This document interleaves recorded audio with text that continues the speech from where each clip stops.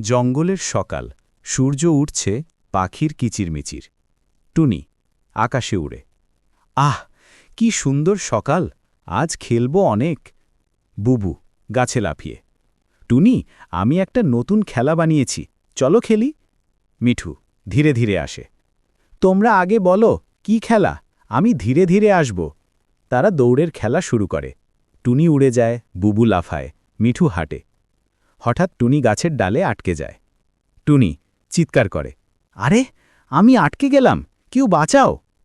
বুবু ভয় পেয়ে, আমি তো গাছে উঠতে পারি না, এত উঁচুতে। মিঠু শান্তভাবে, চিন্তা করো না, আমি একটা বুদ্ধি বের করব।